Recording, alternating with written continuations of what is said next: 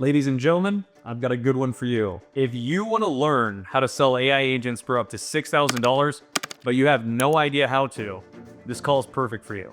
I'm going to break down a real sales call and show you my exact sales process step by step so that you can copy the same system that's taken me years to develop, but it's made me millions of dollars. And in this call, it's a little bit special because the person I actually closed was already working with another company, and it wasn't just any company. He was paying Alex Ramosey's company, Gem Lodge. And even after he had spent thousands of dollars with him, and he was still in a contract with him where he had to work with him, I was able to bring him over and sign him up with my company. Now, I use this same sales process to grow my AI agency, Gym Members Now, to over $16 million in sales in the last 4 years alone, and we've made over $6 million in profit. I'm saying that because if you're looking to start your own AI automation agency, or you're looking to grow the one you already have to make millions and millions of dollars in profit, just like I've done, and you want to cash in on the AI boom before it ends, feel free to book a call with me and my team. Let's talk about it if you're serious about making a lot of money with AI. Let's jump into the video. So this is going to be a great sales call when it comes to specifically selling Facebook advertising with lead nurturing. And I'm going to go through this sales call recording where I close someone for over $6,000 on exactly that with AI lead nurturing on the leads we generate through the ads that we run for this individual business. But before I do that, I'm going to break down some sales principles that are going to really help you out, either if you're new to sales or even if you're a veteran at sales, because this is a very unique type of sale. We're not selling physical products. We're not selling services. We're selling an AI service, which is very different from most. And so it requires a different process. So what you're looking at right here is ultimately just really an idea around not having a proven process and having a proven process. So when you have a proven process, things are a lot easier. And I'm going to give you a proven process in this video that's based off real results and what actually works, because this is something I've used and developed after taking thousands of calls like this and signing up thousands of business owners on AI-based services that help them grow their business. And a lot of people out here talking about stuff like this don't even have proof of doing that. So I'm going to give you that exact roadmap. But before I dive into that, it's very important to understand these things because it's going to impact how well you do when it comes to actually selling. Okay. So when you don't have a process, this is what it's like, right? You're extremely anxious. You're extremely stressed out. It's kind of scary because you don't really have a plan. You don't really know what you're going to do. And it's not a whole lot of fun. And it's more difficult than it needs to be when you don't have a proven process, when you're winging it, when you have a mental roadmap in your head, but it's not defined and it's kind of abstract and you know you miss things. That's not good because when you're in that situation, you're just not going to perform near as well as you should because you don't have a plan, right? But this video will bridge the gap and give you the tools to go from missing deals, feeling stressed out and unsure, to confidently closing over 50% of your sales like it did for me. What you can see right here is a screenshot of my tracking sheet from last year, last September, October, November, and December. And what you can see right here is the total number of people I actually spoke with, and then the total number of people I actually signed up. And what this represents is the total number of gyms I actually signed up, because some of these people I spoke with had more than one gym, and I signed up all of them, right? So if you wanted to include that, it would be well over 50%, but obviously I'm not including that because I don't think that counts. But when you break the numbers down, I spoke to 144 people and I closed 73 of them, which was 51%. And one thing that's important with that is that these people are coming from cold calls. These people are coming from cold ads. They're not coming from my personal brand. They had no idea who I was before coming into the call. They had no reason to trust me. And most of the time, they didn't trust me and they didn't like me. Okay, so this process is going to show you how to take somebody that doesn't like you, doesn't trust you, and then ends up buying from you and trust you and actually appreciates you because you did such a good job as a consultant in the conversation and leading it, which I'll go into here in a minute. But when you do have a proven process, this is what it looks like. It's like throwing darts at a dartboard and hitting bullseye every time, where you're having a ton of fun because you're shitting on everyone else at the bar, right? And you're just kicking everyone's ass. It's fun, it's exciting, it's easy. because you know exactly what to do. You know the process like the back of your hand. And not only do you know the process, but you know it's a process that's proven to work, right? Just having a process isn't enough, because if you have a process that you took from, let's say, somebody who hasn't actually done it, that's kind of a bad situation because you don't really know if it works. You're just assuming it might work. But after you watch this video, you're going to see that the exact process that I teach you does work, because in this video, I close the person. And this is actually somebody that was working actively with Gym Launch, which is Alex Ramosey's company. And I literally took them from them and signed them up for $6,000. Okay. So this is very important. So just remember, after you watch this video, if you need to rewatch it a couple more times, do it, because it will give you my process that I've refined. And if you literally copy it, it will work extremely well, independent of what you're selling as far as an AI service is concerned, or if obviously you're selling the exact same AI service as I am. Now, if we go here, this is an oversimplification of what sales really is, distilled down to the simplest parts. So what we have right here is hell, which is their current situation. And then what we have over here is heaven, which is their desired situation, where they ultimately want to end up. And throughout the conversation, what we want to do is define their hell, their current situation, clearer than they even realized going into the call, and make them recognize the issues with their current situation and make them become aware of the fact that it's a lot worse than they thought it actually was, by tying it down to specific numbers, specific emotions, and getting them to recognize that they need to make a change. Because the more that we identify what their current situation looks like and tie it to specific numbers, specific data points, and specific negative emotions that it's eliciting to them, the bigger and greater the tension you will create between them wanting to take action to change their situation versus them not wanting to take action and remain in their current situation, which they might think is heaven, if you don't do a good enough job defining their current situation and pulling it out to make them become aware of the fact that it is a bad situation. Okay? And ultimately, when we look at sales, all this represents right here is, let's say, a competitor's solution, or maybe it's what they're currently doing. We need to make them be aware of the fact that these other routes to where they ultimately want to get are complicated, not fun, not enjoyable, and will ultimately end with lack of satisfaction, and potentially lack of a return or a loss.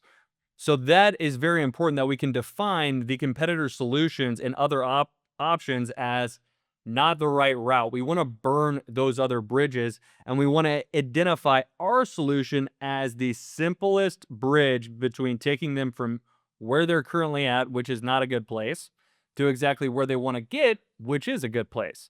And along this line, we're going to run into objections. And what we want to do is we want to make sure that we snipe out these bats before we actually go into the close. So we want to eliminate all objections prior to actually getting to the pitch, right before we take them on the journey to heaven.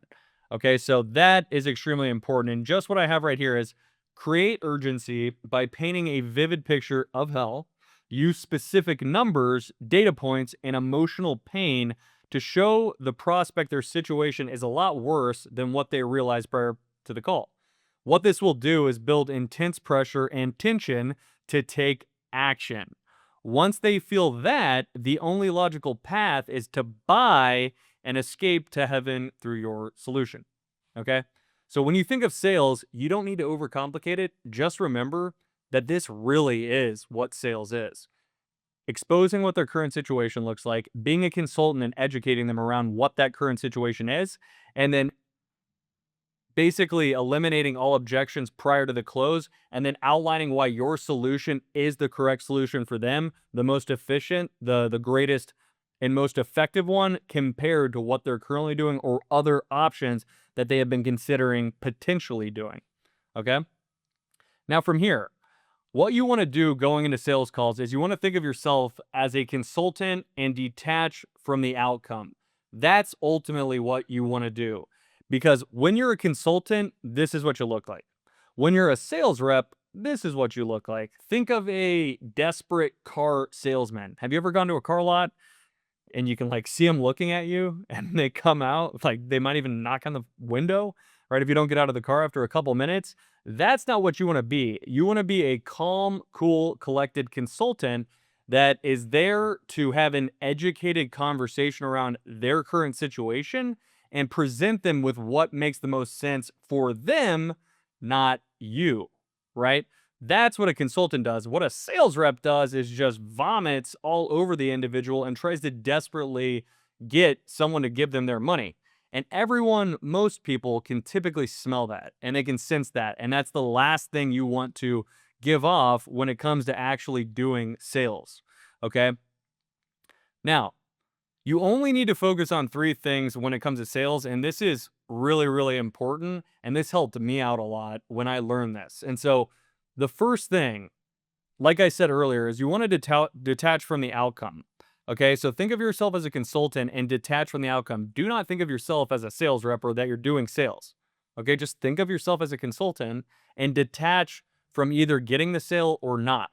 And then just focus on these three things. And what they are is follow the process to a T, like a precision drone strike, right?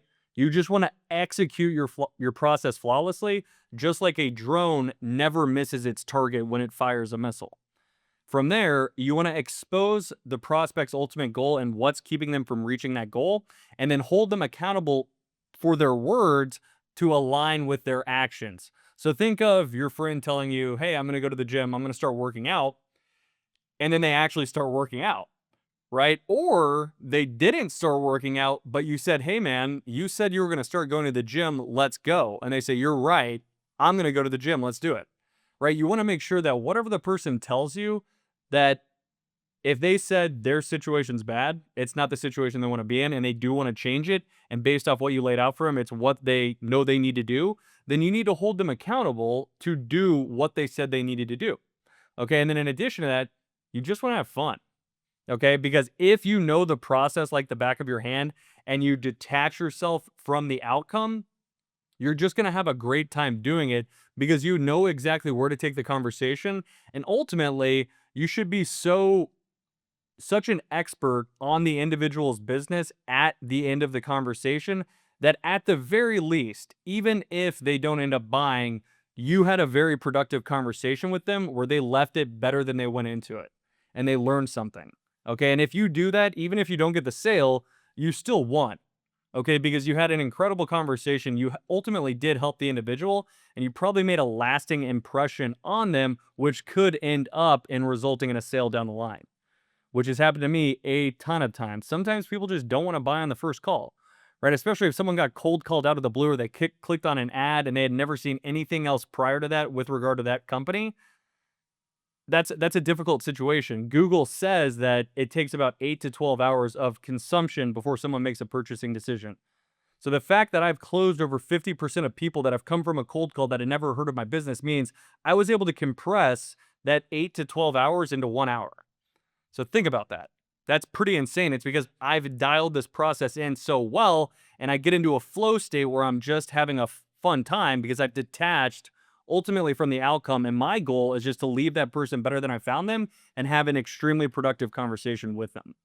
Okay. Because when you know the process like the back of your hand, like I just said, and you focus on following it exactly, and you have a fun time while doing it, that's how you get into an unstoppable flow. And ultimately, what that is it's just the difference between you being in your head, anxious, second guessing yourself, and making mistakes versus being natural and just having fun. So think if you've ever played a sport, right? If you're worried and anxious before you go into the game and you're kind of second guessing yourself, you're probably going to mess up, right? You're going to be nervous. You're just not going to be in that state where you're just having fun and just going almost autonomously.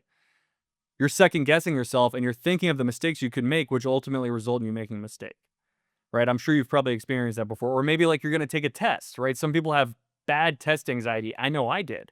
I typically didn't do great on test, but when I really, really prepared and I knew the material like the back of my hand, I wasn't nervous at all because I knew exactly what questions were going to be on the exam and then I knew the answers. right? And I got great grades because of that. But before I did that, I was ultimately like, this guy, right? I had no idea what was going to be on the exam. I barely brushed up on what it was, and I thought I could just remember it from the class, and it ultimately resulted with me being stressed, scared, not having fun, and dropping out of college, which is ultimately what did end up happening to me. But in high school, I did do decently well because I did study. In college, I decided not to and just have a little bit of fun. But in high school, I always prepared, and because of that, taking tests, taking exams, it wasn't a worrisome thing. I enjoyed it, and I was extremely interested in the end result or what score I got because of how much preparation I did prior to going into it, because I did the work required to know the process and know the questions that were going to be asked. Okay. Because ultimately, when you have that and you're in that state, you could end up not closing a deal, but still get a win because you've detached from the outcome. And if all you're judging, either winning or losing on, is by executing the process flawlessly, having fun, and then making sure that the person's words align with their actions, you can win every single call, even if you don't sign the person up. Okay. And if you do that, what you're going to end up doing is generating momentum and consistency and confidence. And what that ends up doing is impacting your sales a ton. Because one of the most important things when it does come to sales is it's not what you say, it's not what the person says, but it's how you say what you say and how confidently you say it. Not that that stuff's not important, but how confidently you say the things you're saying is probably more important than the actual things you are saying. Okay. And so if you can get that momentum to become extremely confident, that's going to impact you a lot. And when I get into those states, I get into situations where, if you're closing over 50% of people, that means you'll have some days where you sign up 4 or 5 people. I've literally had days where I've signed up every single person I talk to, one call closing them. Where I'll have like 4 or 5 back-to-back calls and I close literally every single one. And it's because of how confident I am knowing the process and detaching myself from the outcome and just looking at it as if it's a conversation with someone I'm going to help, independent if they sign up or not, detached from the outcome, just having a good time. Okay, so I know that was a little bit long winded, but I really hope that helps because it's extremely important when it comes to sales. Now, when we're looking at sales, all it is you're going to have an introduction, you're going to have a discovery, which is broken down into 3 things where you diagnose the person's problems and identify what they are. You build doubt around the current solution they're leveraging to solve their problems as if it's not the right one. And then you identify what their goals are and get clear on the fact that if they keep using the current solution that they are using, that they're ultimately not going to be able to reach their goals, meaning they have to make a change. Okay, now from here, what we do is we transition, letting them know that we understand their situation. Don't overly sell what we're doing, right? We're not saying we guarantee this, that, and the other. We're just letting them know we understand their situation and then leverage some results or stories around other clients we've worked with similar to them that have gone and made the transformation that they're ultimately trying to make with our solution.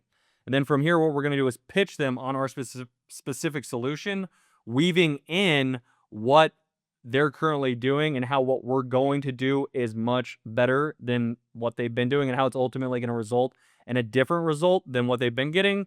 Then we're going to do a temperature check to see if they're actually sold on the process prior to pitching them and telling them what the price is. And then from there, once we've gotten them pre-sold, we're going to go ahead and drop the price and then we're going to close out the deal. Okay.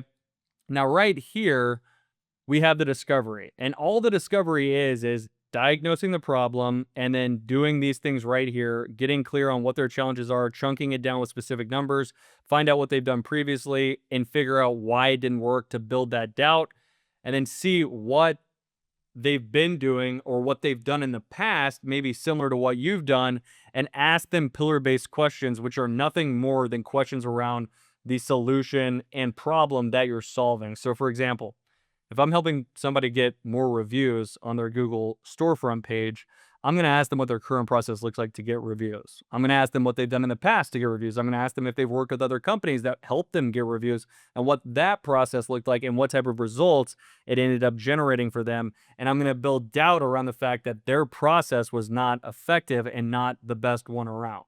And then from there, I'm going to outline what their goals are personally and from a business standpoint. And then I'm going to get clear on the timeline that they want to arrive at those goals and make them be aware of the fact or get them to admit that if nothing changes with their current situation, they're not going to be able to reach their goals. Okay, so if we do all of that, we're going to have a deep understanding of what their situation looks like right now based off numbers and not just feelings. We're going to have it based off numbers and negative feelings. And then we're also going to have created so much doubt in their current process that they recognize it's not the right solution to their problems. And then we're going to get them to admit that ultimately they're not going to reach their goals if nothing changes. Okay. So that's what we're going to do in the discovery. And then from here, this is just the first step, which is ultimately diagnosing what the problem is. So from here, we can go ahead and start the sales call. What's up, Jacob? Thank you, Courtney. Not much. How you doing? Doing well. How are you? I'm doing good. Where are you located at? I am one of the. Are you? Not super close, like an hour away or so. I just signed someone up today. Oh, nice. Oh, okay. Yeah, that's a little like north or southwest of me. Okay. They're like the opposite end of Metro Detroit. They're like more the southwest. I'm more like the northeast corner. Okay. Nice. Are you? No, not at all. No. Okay. Got it. Cool. Well, we can dive into it. Start off. Tell me. Okay, so what I just did there was the introduction. The way I like to do introductions is just asking them where they're from. I know there were a lot of bleeps there. Obviously, I can't include this person's location, but I like to ask them where they're from, what the weather looks like. Sometimes if they're in an area where I know there's a sports team, even though I'm not that into sports, I'll ask them if they're a fan of a specific sports team just to build some trust and rapport, kind of have fun with it. And then from there, I transition into jumping into it where we're going to diagnose their problems. Tell me a little bit about your gym. That way I've got a good understanding of what you got going on. Yeah, so we do group training and semi-private. Generally, we do paid ads for the most part for 6-week-ish challenges, the promo, but we kind of dabbled a little bit more into like a diagnostic sale based on, it's still template. It's not 100% diagnostic. I don't know if you're familiar with that style, like kind of the hormone police style, if you will. But He tried to buy my business 2 years ago. oh, did he? That's funny. Yeah, I mean, so I've used a little bit of his stuff with how we do things, but it's for the most part, get them into a 6-week challenge, fitness, nutrition, accountability, right? Have them go through, get some results through the challenge, and then get them into EFT after membership, group or semi-private, usually group, and then we upsell them into semi-private later. Yeah, I mean, that's kind of the core. I don't know what else you need from that, but yeah. So I mean, you're running the launch model right now. 6-week challenge on the front end, convert them into long-term training agreement. Are you working with a marketing agency? yeah, Gym Launch. Okay. Yeah, because we had in the notes, it said Gym Boom, but it sounds like you paid for the first 3 months or something. For Gym Launch? Yeah, was that it? You paid quite a bit of money. I hired their whole like kind of consulting, whatever licensing fee for a whole year. Part of the bonus of that was they do my marketing for free for a year and all my lead nurture. I think last time when we were talking, like that was like it's not really working right now. Like the marketing's working okay, or I guess you could argue it's not because our lead nurture process is really bad. Like we're just not getting people to schedule, we're not getting people to show. It's just are they doing it for you? Yeah. They're doing the lead nurturing for you. They're doing the marketing for you. Yeah, and I'm not paying anything for it. So that was the hard part, right? It's like how do I? Right, so real quick, just remember this. He's not paying anything for that for Gym Launch to do his marketing and lead nurturing. Yet, with this process, I was able to sign him up for $6,000 to do exactly that, which a company is already doing for him, that he already paid thousands of dollars to do, which he's already paid. So essentially, they're doing it for free. Right, so that's the power of this process right here is that. Right, so pretty insane. But from here, what I'm doing now is I'm ultimately going into diagnosing what the current problem is. So I'm getting clear on what he's currently doing, and then I'm going to keep chunking it down and keep digging deep to further expose what's not working and get him to realize it's not working near as well as he thought it was, right? He mentioned a little bit, I don't think it's going too well, but I'm going to get him to realize it's not going well at all. It's hard to justify spending. I don't even remember how much it was for you guys, and it was reasonable, but it was like I'm not spending anything right now. So I haven't tried to actually work on to fixing it. Even still, there's one other step I still wanted to try. I have a new front desk person. I was going to switch over to manual lead nurture instead of like more automated and calls and things like that. To have her try it and see what I can get from there. But I still want to like know like what I'm working with you guys, and like if it just can't work with that, I'm all for hiring out and doing that, even if I'm getting it for free. If you guys can obviously get me more people in the door, it's going to offset the what I'm missing out on right now. You know what I mean? Okay, so I just want to make sure we're on the same page with what you just said. So currently working with Gym Launch, you're really struggling to get people through the door, but you're spending quite a bit of money on ad spend. And now I'm recapping it, which is really important because he just listed off a lot of stuff that he's not happy about. So we want to reinforce anything negative that they say so that it goes into their head even more than it was before, so that they're even more aware of that problem. Because I didn't say it, right? I didn't say this is your problem. I didn't label it. I didn't assume anything. He told me that's what the problem is. It's kind of working. Well, actually, it's not working great. Now I'm just going to recap and say it's not working, right? Like you said. Spend. I know you're not paying them, but you're spending money, and if it's not working, you're wasting money, right? If your process is flawed, it's a complete waste. So that's what you're doing. And what you just said there at the end was, if it makes sense, you're willing to jump ship, even though you're stuck with them, to change up what you're doing with your marketing. Yeah, because I'm working with them on like the consulting side of things, right? Which I'm like, that's cool. Like, I'm fine if I. Who's your coach? It was Cal Adams. I don't know if you know Cal, but he's shifting roles a little bit. So now it's gonna be Blake Hill. Just starting next week. I don't know if you know Blake. Okay. Is Evan Byard still there? Evan was my original coach. He's not there anymore. Okay, because he was a failed gym owner. He was a failed Anytime Fitness owner. My business partner owns over 100 Anytime Fitnesses. Yeah, I knew he was an Anytime Fitness owner. I didn't know he was a failed. No, he doesn't own gyms. Yeah, I know he doesn't. Yeah. No, he did own gyms, but he, lost it to gyms. Yeah, see, I didn't know that. Yeah. Okay. Well, this is going to be, I think the best thing to do is to Again, building doubt in the current company he works with because I know some things that he didn't know. dig into your numbers, pull up your ads, because I know they're running in your ad account. That's what I did with a guy from Gym Once recently. And just go through all the data so that at the very least, after this call, we can see exactly what your cost per sale is, what you're currently getting. I'll be able to break down for you our process, how it's different than theirs, and how I think we can get you better results, because what we do is very different from what they do. And the way we do things has changed since you last spoke with Patrick. I own the company. Patrick is my sales rep. Okay. So why don't we just do that right now? How much are you spending a month in marketing? I'm doing 150 a day. Okay, so now what I'm going to do is just go top to bottom with exactly what he is doing specific to numbers, right? How much are you spending? What are you running? How many leads are you generating? How many people are booking appointments? How many are showing? How many are closing? Because he just said earlier that his book rate and his show rate has been terrible and they're handling it, right? And he also said that his marketing wasn't good. So we need to now get the specific numbers so that we know exactly what's happening. We don't want to just take his word for it that it's not going well and then go, okay, yeah, so that's not going well.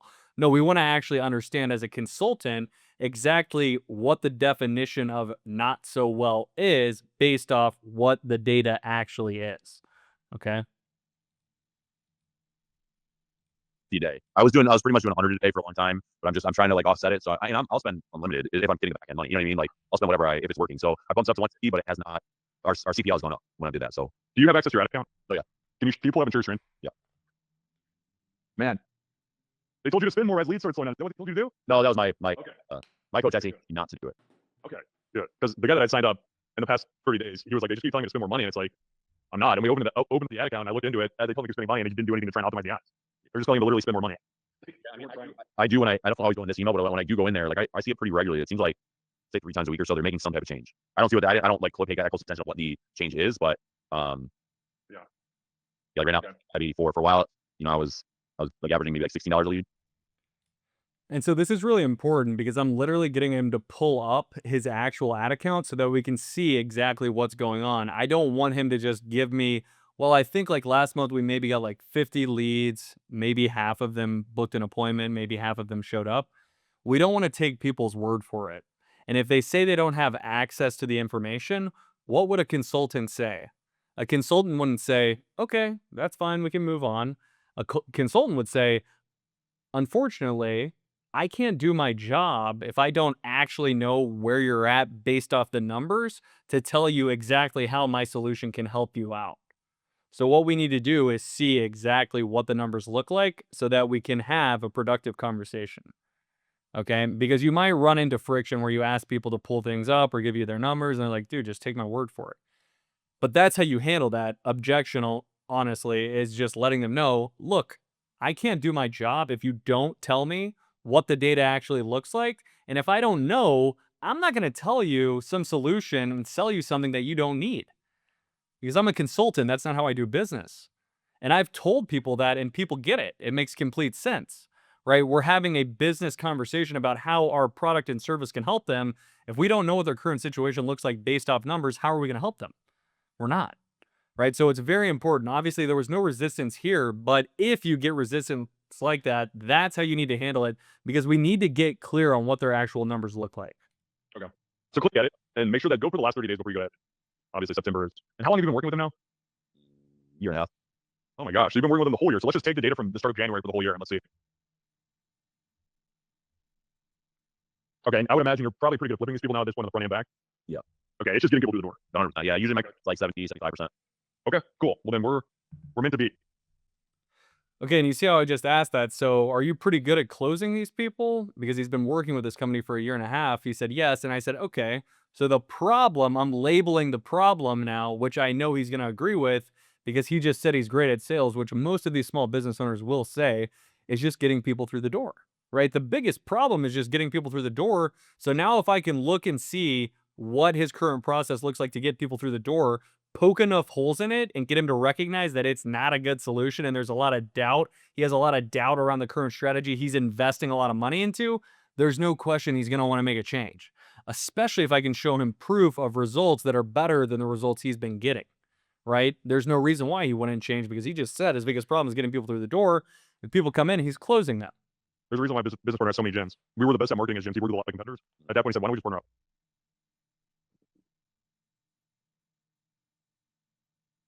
Now, do you have the data on book deployments on these 1,519 leads? Yep. Okay. Yeah, because we need book deployments, ship deployments, close deployments, amount down on average, amount converted on the back end, average conversion rate on the back end. It might be a little misleading. I'm trying to. And this is their dashboard, right? This is their new dashboard, yeah. So it doesn't give me a good way to filter like organic leads, which we've really been trying to hit the last 3 months. So some of these will showcase that, which kind of affects it a little bit. So you can see our schedule rate is 36%. It was pretty low for quite a few months. It was like 25, and our show rate's 27. That was like 20%. So I've been like getting in and like kind of manually doing some stuff with the nurture and just being more focused on it and taking off some of my time and focus and trying different strategies and cutting out messaging, being a little less aggressive, seeing if that works. And just some of the tweaks I've been making in the messaging, it's gone up, but it was down for quite a bit. But even still, this is way lower than I'd like. Okay. So just real quick here, this is the data from January. So just real quick, looking at this, I pretty much diagnosed what the current problem is by saying it's getting people through the door, right? And so now what I'm probably going to transition into is building doubt, where I'm asking these pillar-based questions, right? Asking them around, how do you nurture leads? How do you generate leads? How do you market your business? And then I'm doing right now where I say, did X agency ever ask you to do X? I'm about to go into that because that's how you want to ask questions around these when you're building doubt. If somebody is working with a competing company or just working with another company providing a service that's supposed to solve the problem that your solution solves, okay? When they're not working with an active company, you can just ask it like this, but you still want to find out if they've worked with other people in the past so that at the end of it, when you do pitch them, they recognize that you're different from anything else they've ever done. Because if they think you're the same as something else they've tried that didn't work, they're not gonna have any reason to sign up, right? But that's very important. January. This is from January till now, yeah. Okay. So this is accurate. 36% book rate from lead to schedule on your calendar, and then 27% of those scheduled appointments are showing up. Correct, but that's also considering some organic leads. Which boosts it because organic leads are better than Facebook leads. Yeah, but I've been having my VAs follow up with them, and it just hasn't worked as well. So because it's a completely different offer. So like Gym Launch only like their follow up people is strictly the 6-week paid challenge, right? They're not doing different offers, things like that for the lead follow up for that. Right. So it's probably similar actually, to be honest. It's the reason why CPL is lower though. You know what I mean? Obviously, but overall. Well, that's interesting that the cost per lead says 14. Oh, I guess that's because those organic leads, it's dropping it. Correct. Okay, you got it. All right, so 36% book rate. I'm on my phone. And it's very important when you're talking to people about leads and they're working with a marketing company that you separate what they're generating organically versus what they're generating through paid advertising. Because if you don't separate those two things, their numbers are going to look better than what they actually are. And all organic leads would be leads that are organically going to their website through Google. When let's say somebody looks up gym near me and his gym pops up and they go to his website, that lead didn't come through because of the ad that Gym Launch is running for them. That lead came through because they just looked up gym near me and he popped up, right? So you want to be able to separate those two things so that you can actually clearly define what their current strategy is producing. Because if you don't, it's not going to be accurate. And what would a consultant do, right? They need to get the actual situation so that they can appropriately prescribe the correct remedy.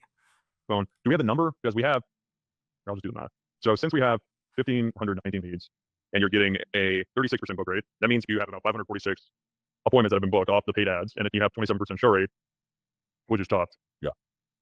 Which means you've had about 147 shows for the year. And then we could just 148. And then what is your close rate? 70%. Oh wow, yeah, that's legit. Yeah, my best clients have like 80+%, but 70% for sure. Yeah, I definitely get it up to 80. I started working with Jeremy Miner too in his like sales script process. So I tweaked my sales script and I seen a little bit of a dip for a little bit as I should have just like slowly increased or implemented his system instead of like I'm going all in. So it took me I fell off a little bit, and I switched some of my process where I was having some of my coaches do the organic offers like a free class and then try to sell them into EFT after. I was having some of my coaches do that and they weren't converting very well. So that kind of dipped that number as well. So I think easily we can get to 75, 80 if we're getting consistent reps too, right? Like I didn't even have a sales council all week and it's freaking Thursday, it. And barely had any last week. I think one Okay. Shoot. that actually sat down. You know what I mean? Yeah.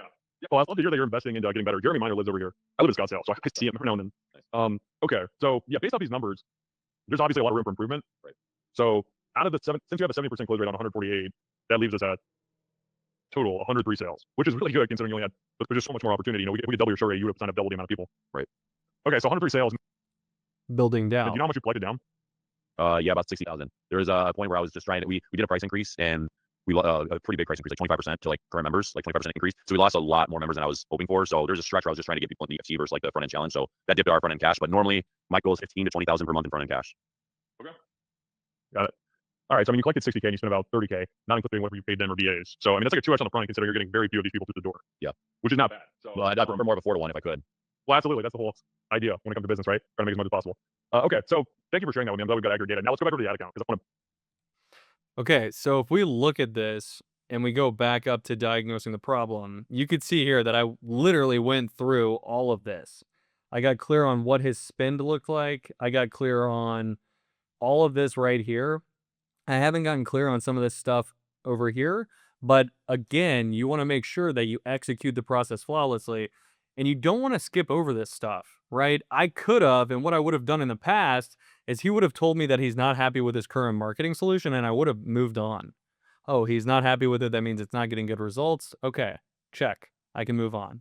But no, we want to be a consultant and get clear on their exact solution and what it's actually producing in terms of numbers so that we can poke holes in it and create doubt and then get them to be aware of the fact that it's not, it's even worse than they thought it was. Obviously, he's not happy, but I'm going to get him to be at the point where he recognizes he really needs to make a change. Pick apart their ads. Okay, so yeah, let's edit.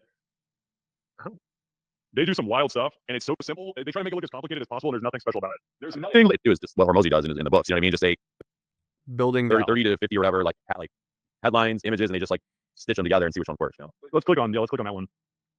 Well, first let's go to the ad set. So they got female, and then scroll down. So here's an issue we're having, and I don't know if you can necessarily solve this. I know when people come into our location or into our range, it'll trigger them to a thing. We get probably 12-ish% of people of leads saying it's too far. Like they live like 40 minutes, they live in Canton. You know what I mean? Like to that extent, like, and that's only 12% that are actually telling us that. I'm sure there's more that aren't even like they see it and they're like, that's too far. You know what I mean? Yeah.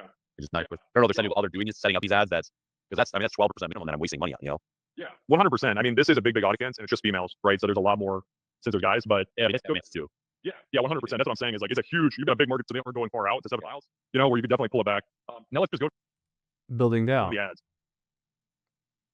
And just to be clear here, one of the main issues with what they're doing right now is they're running super generic ads. They're doing men and women, but they're not splitting up between each group. So the way we run ads is in the decagon matrix. It's 5 male audiences, 5 female audiences, 22, 20, 30, 39, 40, 49, 50, 59, 60 plus. And then we have you recreate images and videos, not like this, with your own customers that we know are proven to work, that we have you recreate, and then we splice them in with our stuff. Okay. Then we test like crazy. So that's a lot different than what they're doing. And to be honest with you, they're not doing everything Hormozy is saying that he recommends doing with all this testing. A lot of these are the same ads. I think the way they do it is to make it look overwhelming and confusing to the gym owner. I mean, I would doubt it. Yeah, that's kind of the name of the game with Alex. That's why I tried to buy my business 2 years ago, because he actually mentored me. Because my company was paying him over 30 grand a month because of a software he built called Alan. And we were his biggest customer. So we usually go on with Alex like weekly, his marketer, him, and then his top sales guy. And that was his main thing with Alan. He was like, the whole idea here is to make it so complicated that people don't really even know what they're getting billed for. Like that was his logic behind, which is smart from a business standpoint, right? Alex is a beast, but he's a fucking shark. Yeah, for sure. He's a shark. So yeah, you got to be careful with this. I mean, these are the main glaring issues. Now let's just go to another ad and see how it compares to this ad. Just the one right underneath. Yeah. Did they ever give you images and videos and say, hey, these images and videos perform very well. I need you to recreate them with your customers, men and women of all different age groups? Not at all. building down. Right now I'm asking pillar-based questions. So if we go over here and we scroll down, right, I'm asking him, how do they create ads? Did X agency ever ask you to recreate content based off what they know is proven to work? He went, no. Right, that's building doubt. And that's separating how we're different from them. Okay.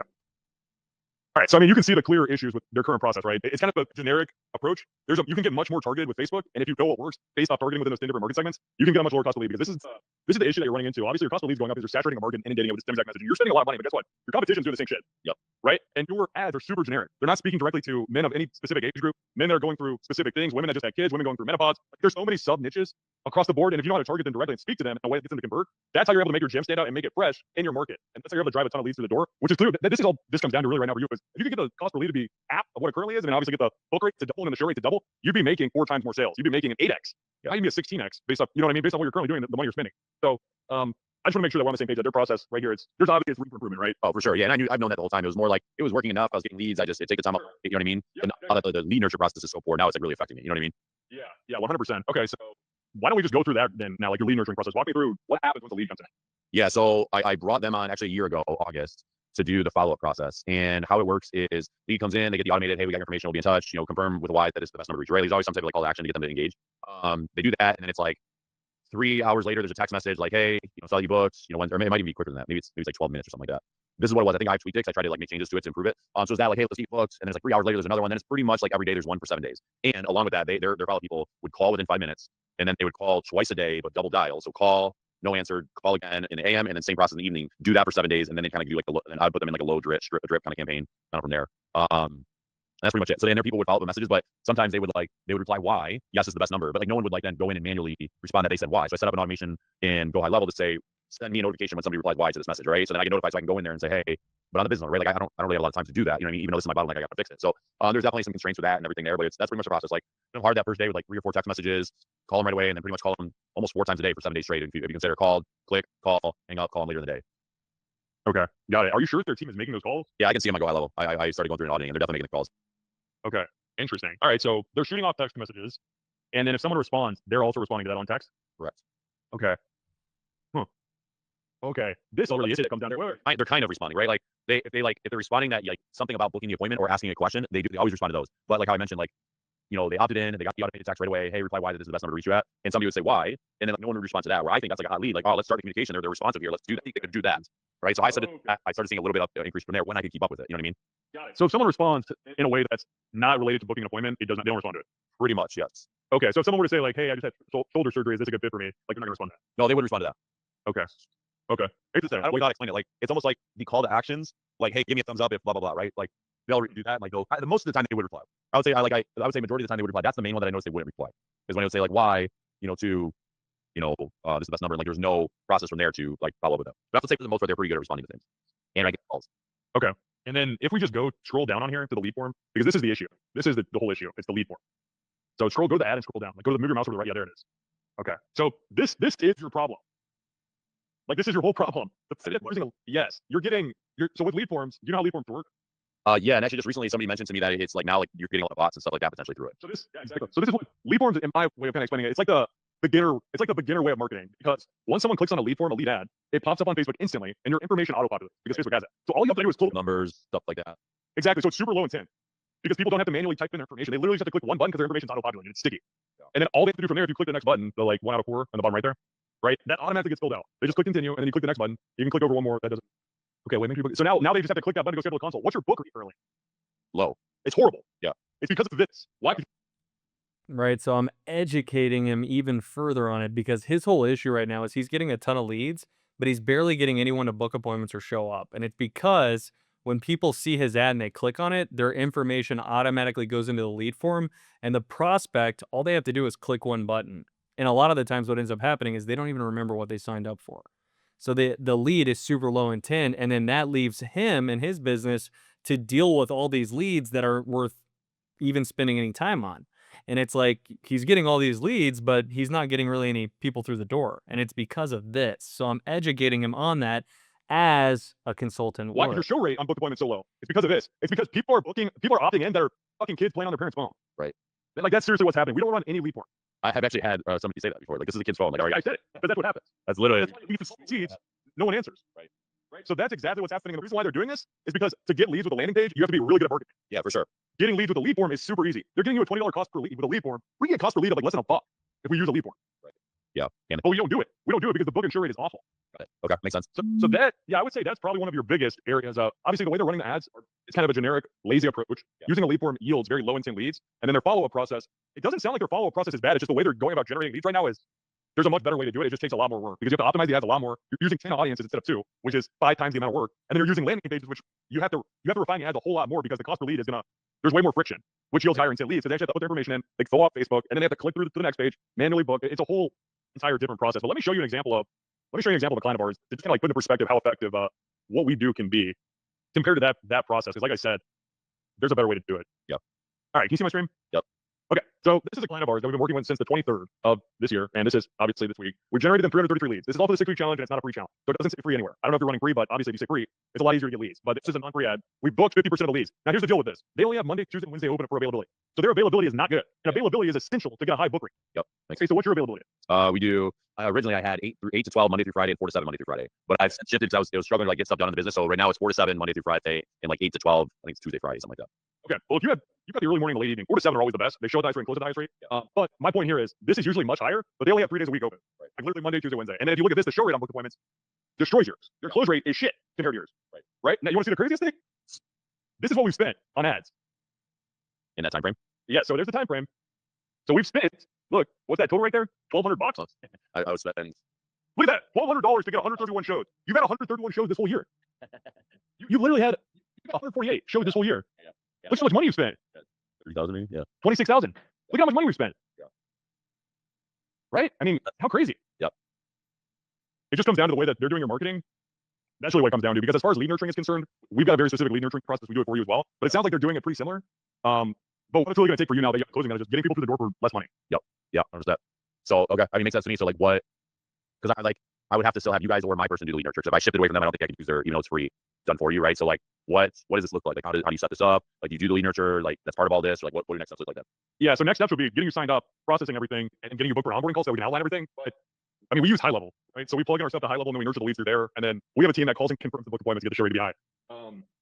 So yeah, I mean, I would want us to roll our process just because I know it sounds like, I don't know, they're getting really bad results. I know a lot of it is due to the way they're doing the marketing and using lead forms, but I don't want them to reflect my business. Oh yeah. Well, and like I said, I don't think I can use them if I'm using a different marketing company anyway. So okay. Cool. I thought you were saying you could. I would be able to. So it's either I would use you guys for lead nurture or I would have my front desk person who I just onboarded for manual lead nurture. But I'm not opposed to not having her do that. You know what I mean? If I'm, you guys get better results than she would. She has no experience. She just learned the process, right? She's great. She's bought it. She's lost 100 pounds of our business. You know what I mean? So she's got the passion, but like she's got skills. You know what I mean? Yeah. Okay. Cool. Well, yeah. Just in terms of our process, is this something you want to do? Yeah, I think so. Okay. All right. We want to go through the next step then? Yeah. Okay. Well, next. Okay, so ultimately, I skipped, right? I did not do a great job here. I did miss outlining what his goals are. I shouldn't have done that. I should have outlined what his goals were, and then I should have asked him after I went through what his goals were. I should have asked him, look, is there anything else you feel like we haven't covered that I need to know? I was just in such a flow state in this call, slicing up his current process and then showing him how our process is better, that I didn't really feel it was necessary because you can tell he's so bought in. Like I literally skipped the transition. I basically pitched him on the spot there. And now I'm going into the close where I was like, look, do you want to do this? Right. So I basically just asked him just in terms of the process, like, how do you feel? And I was like, look, do you want to do this? He's like, yeah, I think so. And so it's like, okay, well then let's move on. But you don't want to do that. Okay. I do make mistakes and I shouldn't have done that. And this is a good example of where I didn't execute the process flawlessly, but I was definitely having a good time and I'm extremely confident, right? Because I've got a process that absolutely destroys every other company's process. We are the best when it comes to doing this. And so I was able to show him clear proof of that. And obviously that's what he wants. He knows we're going to be able to solve his problem. Well, next step would be this. We process the payment, sign the agreement, let all the information I need from you on the gym, and then schedule an onboarding call for you to hop on with my head of client success chat. And what you would do from there is just get aligned with you with your current process. You're way more advanced than obviously most people because we normally coach people up on how to. And so what I'm doing right now is I'm outlining the next steps before I drop the price. So if we go back over here to the pitch, to the close, not the pitch, but the close, I am outlining exactly what the next steps are. So we're going to book the onboarding call. We're going to make payment. You're going to sign the agreement. I'm going to get you set up with Chad where he's going to be able to help you have success. And then we're going to go from there. But I haven't even gone to what the investment is. How to actually sell before they start. But one thing that we will do for you that's different than gym launch, again, that will help you a lot, is get you to record every single consultation you take on your phone. Okay. And then we'll jump on with you one-on-one to break it down and give you feedback to course correct. Because you're at 70%, you can get above that. You can go further than that, obviously. And open for me. So is that a one-time thing? Is that like? And so now what I'm doing is I have a totally messed up pitch because I didn't follow the process. I'm all over the place. And that's not where you want to be, right? You don't want to be all over the place, but now I am. Like how does that work? No, so the first month, this is what we do. We book 2 of them a week. So 8's the first month to really get clear and help you. Okay. That's part of our 4-month program. Yeah, cool. Okay. And so how does that, like, what does that mean? Like, what is the program? Like, what is it? Is it a monthly thing? Is it a 4-month thing? Like, how does that work? 4-month program. So the way it works is this: we onboard you, we do the marketing for you, we follow the leads for you, and then typically we would train you up before we launch anything and go through a role play to make sure you can actually run it right before we turn the ads on. Because it doesn't make sense to bring people to your door if you don't know what to do. But you're clearly doing very well at closing. You just need more people come to the door. So what we do from there is we just schedule those 2 appointments for the first 4 weeks each week to do those one-on-one call reviews. Okay. And the price of the program is $6K paid in full or $2K a month. Okay, so you save 2K if you pay in full. Okay, and that's the marketing. That's the follow up. So you guys do the lead nurture and the appointment confirm process as well. Yes. Okay, and then ad spend. That's on me still, right? Yes. What do you recommend I start with ad spend wise? Yeah. So what we do first is we do a market test. So we take $500 for the first week and spend it to see what type of result we get based off how your market responds and your availability to take one. We can come back to you and say, this is what we recommend spending based off your availability and how the market's pulling. Another thing that Gym Launch doesn't do, they just start ripping it and they don't look at your availability. The reason why that calendar I showed you, why we've been able to get them 131 showed appointments in 3 months now with less than $1,500 is because we're turning their ads on and off. Because we're getting their calendars booked up full and then shutting the ads off because we're not booking appointments out anywhere further than 72 hours. Yeah. Because your show rate plummets if you're booking people further out. Gym Launch is not doing that for you, right? They're not turning the ads on and off if you have a. No. I mean, they recommend only do 72 hours, or they recommend to have as many open spots for availability, right? They recommend that, but that's still kind of like on us. Exactly. So yeah, that's what we do. We won't know until we start spending money again based off your market and your availability. Okay. Okay. Bless you. Thank you. So that makes sense. So obviously, 60K gives you the 4 months. What happens after that generally? So if you want to continue on, you can month to month for $1,500. Okay, and that's just all the same process. I know you won't know right now. Sorry, my allergies speaking. Like, what do you typically see possibly for the ad spend on average? So that helps me with just like cost analysis of like how much Yeah. ads. Yeah, I would say based on what you're currently spending right now, if you're spending over $3,000. Yeah. I don't think we're gonna need to spend $3,000. Okay, I can't tell you what we're gonna need to spend because there's a reason why we do a market test because we'll truly be able to say, all right, this is how your market's pulling based off our optimization and your availability to take appointments. This is what we really should spend because the other piece to having your calendar full is even if your calendar's not full but you only have a couple slots left, you're wasting money because people have very few times to book, right? So I don't think we need to spend $3,000, but I also don't know. I'll tell you this: we have very few customers that spend $3,000. We work with over 400 gyms. Yeah, like I said, I'm gonna spend whatever, but I think it helps me with like, okay, like because right now I ramped up to 150 days, so really I'm at 4,500 a day, right? Yeah, So hit the next, if I did that for the next 4 months, which I don't know if I would, because my CPL has gone up, but just say I meet in the middle even there, 3750, I'm looking at 7,500, I'm gonna spend 15 grand in the next 4 months anyway.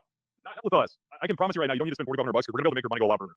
That's a guarantee. But as far as what are we gonna spend, I'll tell you this: it's gonna be an ongoing conversation with you and Chad based on your results, which is how it should be, right? So based on how it's going, that's where that conversation will come up. And if we need to spend less, we'll spend less. We'll try and make your money go far. If we think we need to spend more because you've got more slots and our book and show rate has gone up a lot, and then you're now closing more people as well. The interesting thing about landing pages as well is people close a higher rate with landing pages. More investment. And so yeah, you're closing really high with low intent leads, which is huge. Yeah. We just gotta get more people through the door, and we'll be able to do that 100% with less money.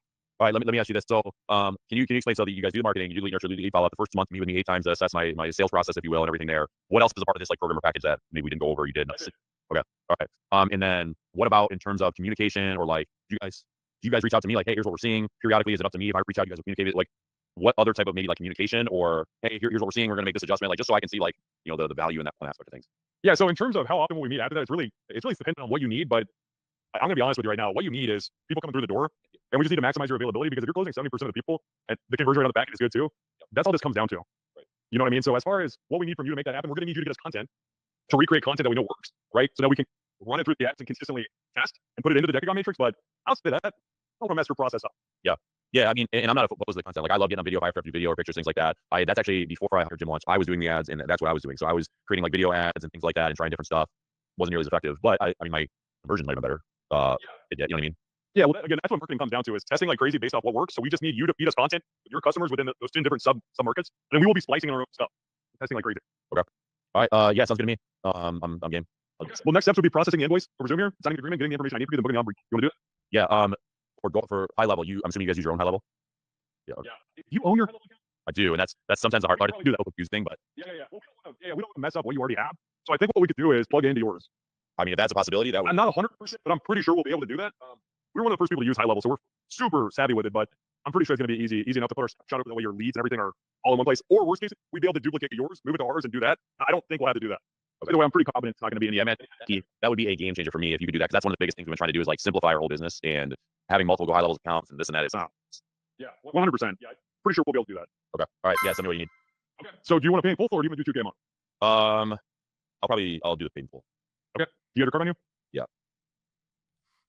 Okay, so obviously I end up closing the deal. But now if we go back to this, right, I kind of missed this process, but going back to what I said earlier is that when you get into that flow state, right, and you're just so confident, you end up just winning over and over and over again. Even though I missed some of the very important things and I didn't execute flawlessly, I still got the W I got both W's, right? Even if he had said no, I still would have gotten a win because I definitely educated him on why he's not getting to where he wants to get, but I also signed him up. So I got the double W. But that's very, very important. So I really hope that this one kind of shows you how to go about actually selling paid advertising and then AI lead nurturing on the back end, because this is a perfect example of how to go about doing that. Because again, remember, this person was actively working with a company that was literally doing the exact same thing for him, and he wasn't even paying for it at this point because he'd already paid in full, right? So the fact that I was able to get him to come over the edge and then pay me 6 grand says a whole lot about this process, top to bottom. So really hope that this one helped, and I will see you on the next one. Check out this video right here if you want to see me close a $16,000 customer that was a bull that I had to wrestle with and get real dirty with. If you want to check out a really good sales call of me doing some pretty wild sales tactics, I highly recommend you checking out this call right here.